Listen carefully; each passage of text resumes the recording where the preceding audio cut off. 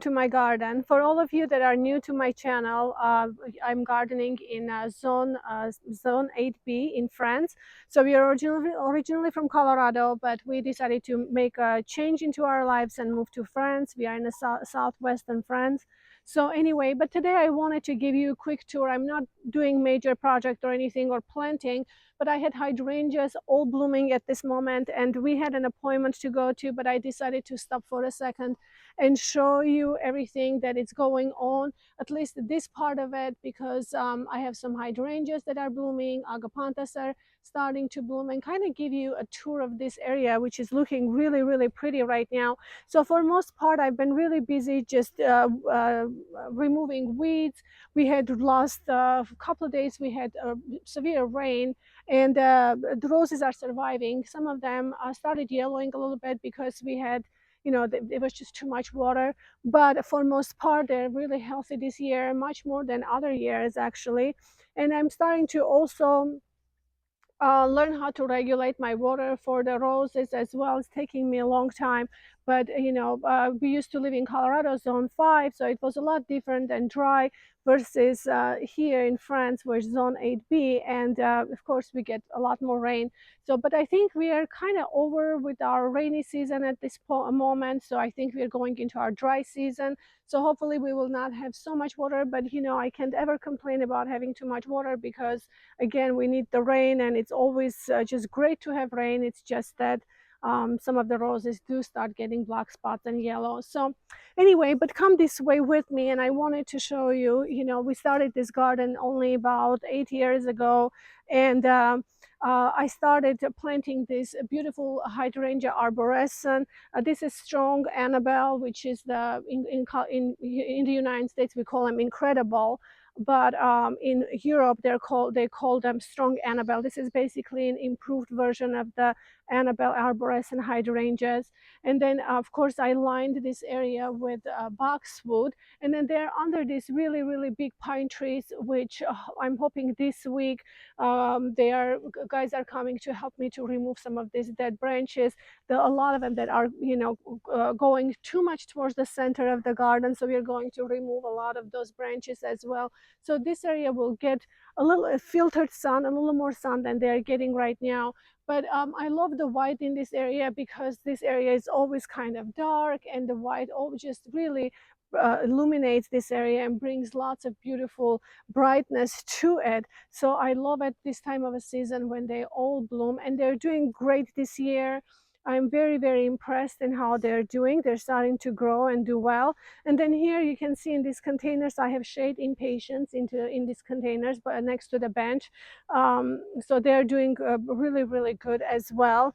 And then as we go this way, I'd like to show you that I have David Aston rose, climbing rose. This is a Princess Margarita that is blooming in this area here. And as I said, when we start removing some of the branches, this area will get a little more sun, and I think this rose will do really well. But it's doing a lot better this year. It only has been planted last year as a bare root rose, so you can see it has put on quite a bit of a growth.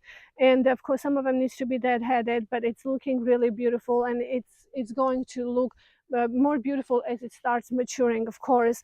And then here you can see I have some Dusty Millers, and I love this hookras right here, these Coldberry Smoothie hookras, and they just have very beautiful almost I think it's very suiting to have the name Berry Smoothie, because it has that berry kind of look to it. It's a very mauvey pink, violet a little bit. It's very, very beautiful. I love this hookras here.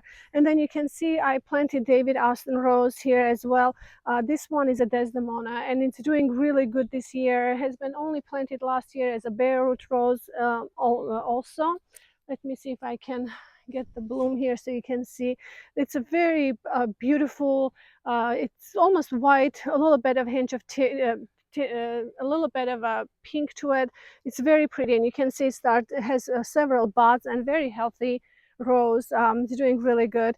I didn't get as many blooms on my agapanthus this year. Usually they do have more, and I think it's probably lack of sun as well. So, but I do have some that are starting to bud here. And then you can see here I have hydrangeas. This is a microphylla variety, and they're doing really pretty. I've been trying to make them bluish, but in fact I actually like to have them pink because I do have this blue agapanthus here surrounds it, which is beautiful, and I think the pink is actually will be a lot more beautiful here than if I was able to turn them into blue. Now here I have this is a dogwood, and it seemed like every year it's doing better and better. And I'm not sure if this is because of the lack of sun. I haven't had any flowers on them. I planted this tree. Um, Goodness, this bed wasn't even here back then. It was just grass, and I planted this tree. Probably was the one of the first thing it has been here, maybe 5 6 years at least. It struggled a little bit, but you can see it's healthy. It's doing really well. Unfortunately, I just really haven't had flowers. It's supposed to be pink dogwood. Because I saw the flowers when I bought them, and it was really beautiful. We bought this in one of the French flower markets, and it was very small, but I'm hoping that as we maybe bring more sunshine, hopefully it will start blooming. I have been giving a little more of acidic properties to it, aluminum sulfate, to get them a little bit soil around it a little bit acidic, because I believe that they do like a little bit of acidic soil. But we'll see how it does. And I have a white agapanthus here that it's starting to bud, and it's doing really beautiful, and I love them because the white just looks so good in this bed because it's in a shade. Blue agapanthus, and then in between these agapanthus I've planted David Aston roses. These are Vanessa bells, and they're not blooming at the moment. Actually they have been, but I deadheaded them because we had lots of rain, and it kind of the blooms weren't looking that good because of the water, too much water. So I went ahead and deadheaded, but you can see foliage is very healthy and doing really well. And they have these beautiful light yellow or lemony yellow white petals, which is really just brings it's so beautiful in this bed. I absolutely love them. I had lots of peonies. You probably, if you saw some of my previous videos for the spring, I had a bowl of beauty peonies that was all open. Now of course they're finished, so I deadheaded them, but I will let the foliage to sit and soak in the sun for the to feed the roots. So that will be that I will remove them in the fall.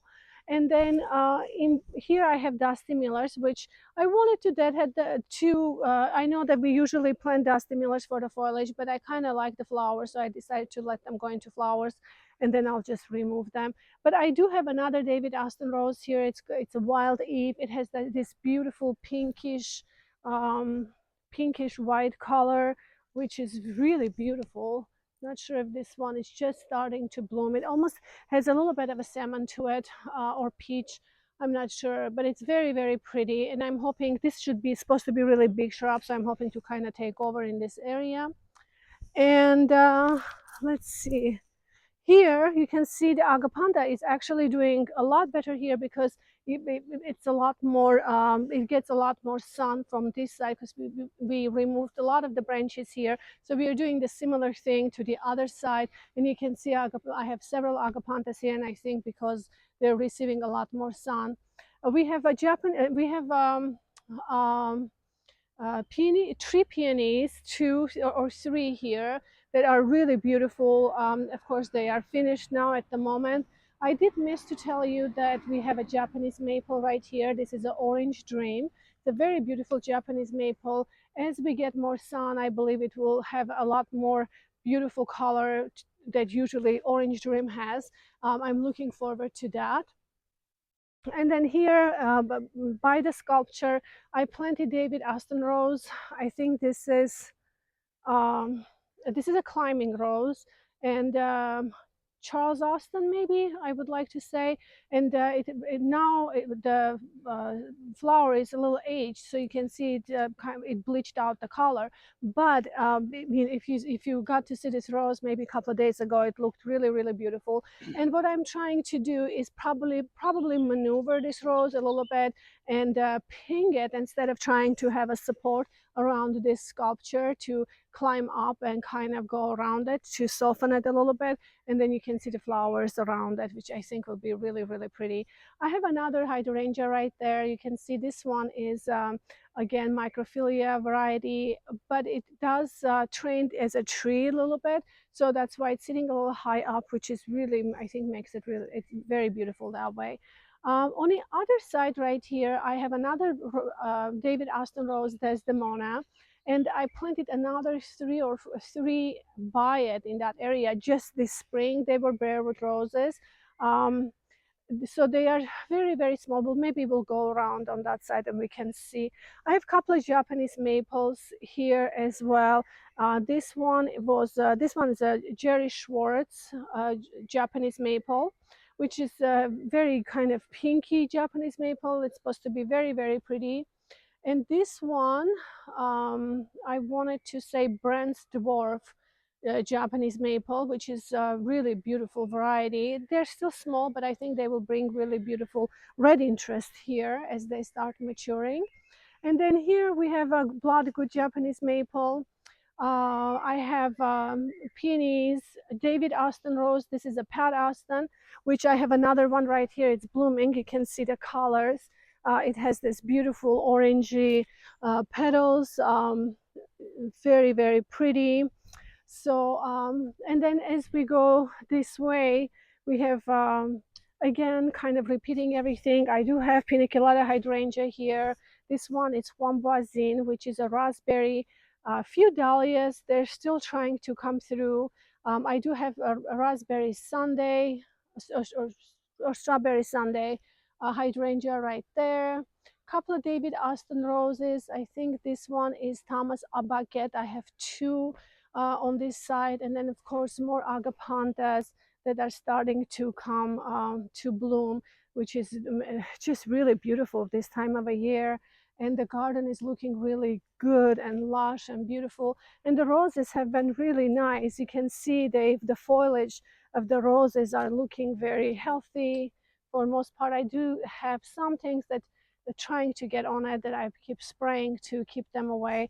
I'm hoping they're not um, spider mites or anything, because I did have lots of spider mites last summer, so I'm trying to be a little more ahead of it this year to get rid of them so they don't completely destroy the roses.